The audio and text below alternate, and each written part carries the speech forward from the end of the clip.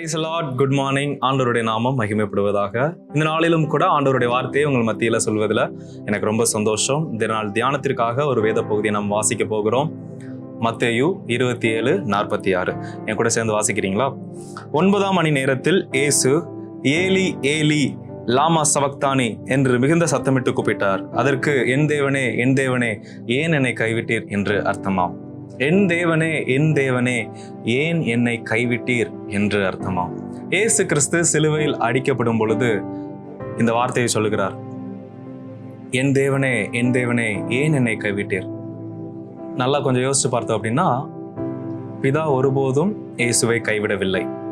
ஆனால் இயேசு ஏன் இந்த வார்த்தைகளை பிதாவை நோக்கி சொல்கிறார் என்று சொன்னால், இயேசு தனக்குள்ள இருக்கிற அந்த உணர்வுகளை பிதாவின் இடத்தில் வெளிப்படுத்துகிறார். Share your emotions to God. உங்களுடைய உணர்வுகளை தேவனுக்கு தெரியப்படுத்துங்கள். இயேசு தேவனை பார்த்து சொல்கிறார், என் தேவனே என் தேவனே ஏன் என்னை கைவிட்டீர்.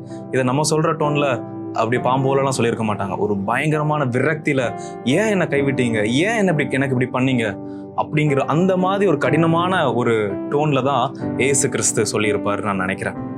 இன்றைக்கு கூட பல நேரங்கள்ல நாம நினைக்கிறோம், ஆண்டவரிடத்துல இப்படிலாம் கேள்வி கேட்கக்கூடாது. ஆமா, கேள்வி கேட்கக்கூடாது. ஏன் என்று கேட்கிறதுக்கு நமக்கு உரிமை கிடையாது. சில இழப்புகள், சில பிரச்சனைகள் நம்முடைய வாழ்க்கையில வரும். அப்படி வரும்போது ஏன் எனக்கு மட்டும் இப்படி பண்ணீங்க, ஏன் எனக்கு இப்படி செஞ்சீங்க அப்படின்னு கேட்பதற்கான அதிகாரம் நமக்கு இல்லை. ஆனா நாம நம்மளுடைய உணர்வுகளை தேவனுக்கு தெரியப்படுத்தலாம்.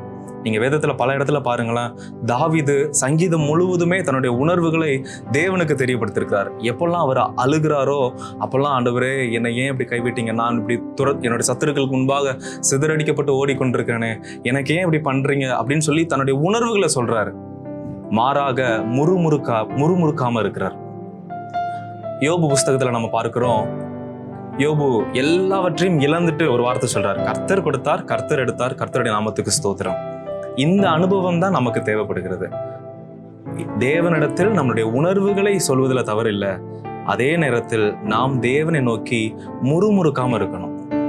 இஸ்ரவேல் ஜனங்கள் செய்த மிகப்பெரிய தவறு என்ன அப்படின்னா, தங்களுடைய உணர்வுகளை தேவனிடத்தில் சொல்வதற்கு பதிலாக அவரை பார்த்து முறுமுறுத்தார்களாம். எங்கெல்லாம் ஜனங்கள் முறுமுறுத்தார்களோ அங்கெல்லாம் ஜனங்கள் அழிக்கப்பட்டார்கள். நீங்க நல்லா வாசிச்சு பாருங்க, ஒரு இஸ்ரவேல்ல இருந்து, எகிப்தில இருந்து புறப்பட்ட ஒரு மனுஷன் கூட கானானுக்குள்ள புறப்படல. காரணம், தேவனை முறுமுறுக்கிறாங்க. அவங்க தேவனை நம்புறதில்லை. தங்களுடைய உணர்வுகளை வெளிப்படுத்துற விதம் ரொம்ப ரொம்ப முக்கியம். இப்போ ஒரு விஷயம் நமக்கு தேவைப்படுது அப்படின்னா அதை கன்வே பண்ணும்போது அப்படி ஒரு மிகப்பெரிய ஒரு எரிச்சல்லையோ ஒரு கோபத்திலே போய் நம்ம பிறரிடத்துல கேட்காம அந்த உணர்வுகளை ரொம்ப ஸ்மூத்தா சாஃப்டா போய் மற்றவங்களுக்கு சொல்லும் பொழுது அது எந்த ஒரு பிரச்சனையும் இல்லாம முடியும். அதே நேரத்துல நான் உணர்வுகளை தானே வெளிப்படுத்தினேன், எனக்கு என்ன தேவைன்னு தானே சொன்னேன் அப்படின்னு சொல்லி நம்ம பேசணும் அப்படின்னா நிச்சயம் நாம் அதன் விளைவுகளை சந்திக்க நேரிடும். இன்றைக்கு நான் உங்களிடத்துல இதை பார்த்து கொண்டு இருக்கிற உங்களுக்கு நான் சொல்கிற ஒரு விஷயம் என்ன அப்படின்னா, உங்களுடைய எமோஷன்ஸ், உங்களுடைய ஃபீலிங்ஸை நீங்க என்ன ஃபீல் பண்றீங்க, what you feel now, what you feel today, நீங்க இன்னைக்கு என்ன ஃபீல் பண்றீங்க அதை ஆண்டவரிடத்துல சொல்லுங்க. அது நல்ல உணர்வுகளா இருக்கலாம், இல்ல உங்களை வேதனைப்படுத்துகிற உணர்வுகளா இருக்கலாம். மாறாக முறுமுறுக்காம தேவனிடத்துல உங்களுடைய உணர்வுகளை மட்டும் ஷேர் பண்ணுங்க. அப்படி நீங்க செய்யும் பொழுது நிச்சயம் உங்களுடைய வாழ்க்கை அடுத்த நிலைமைக்காக கடந்து செல்லும். யோபு சொல்றாருல்ல, கர்த்தர் கொடுத்தார், கர்த்தர் எடுத்தார், கர்த்தருடைய நாமத்துக்கு ஸ்தோத்திரம். அந்த புஸ்தகம் முடியும் பொழுது யோபுக்கு தான் இழந்த எல்லாவற்றையும் தேவன் ரெட்டிப்பாய் டபுள் போர்ஷனை ஆண்டவர் கொடுக்கிறார். அதே போல இதை பார்த்து கொண்டிருக்கிற உங்களுக்கு நான் சொல்கிறேன், ஒரு நாளும் ஆண்டவரை பார்த்து முறுமுறுக்காதீங்க. மாறாக உங்களுடைய உணர்வுகளை தேவனுக்கு தெரியப்படுத்துங்க. அதுல எந்த ஒரு தப்புமே கிடையாது. ஆண்டவரே, நான் கஷ்டப்படுற மாதிரி ஃபீல் பண்றேன், பொருளாதாரத்துல ரொம்ப பின்தங்கி இருக்கிறேன், எனக்கு சரீரத்துல ரொம்ப பலவீனமா இருக்கேன், அதை சொல்றது தப்பே கிடையாது. ஏன்னா வேதம் முழுவதிலும் நம்ம பல மனிதர்களை பார்க்கிறோம். ஆனா நம்ம எதை செய்யக்கூடாதுன்னா அவரை பார்த்து முறுமுறுக்க கூடாது. சரியா? என்னோட கூட செஞ்சு ஜெபிக்கிறீங்களா? எங்கள் பரலோக பிதாவே, இந்த நேரத்திலும் கூட நல்ல ஒரு வேத பகுதியை தியானித்திருக்கிறோம். ஆண்டவரே, முறுமுறுப்பதற்கு பதிலாக எங்களுடைய உணர்வுகளை உம்மிடத்தில் சொல்லக்கூடிய பழக்கத்தை எங்களுக்கு ஏற்படுத்தி கொடுங்கப்பா. கர்த்தர் கொடுத்தார், கர்த்தர் எடுத்தார், கர்த்தருடைய நாமத்திற்கு ஸ்தோத்திரம் உண்டாவதாக. ஆண்டவரே, இந்த மனநிலை எங்களுக்கு உண்டாகட்டும். நீர் எதை தந்தாலும் ஸ்தோத்திரம், எதை எங்களை விட்டு எடுத்தாலும் ஸ்தோத்திரம். ஆண்டவரே, எந்த சூழ்நிலையிலும் மனரம்யமா இருந்து கொள்ள வாழ எங்களுக்கு உதவி செய்கிறார். இதை பார்த்து கொண்டிருக்கிற ஒவ்வொரு தேவ பிள்ளைகளுக்காக ஜெபிக்கிறேன்.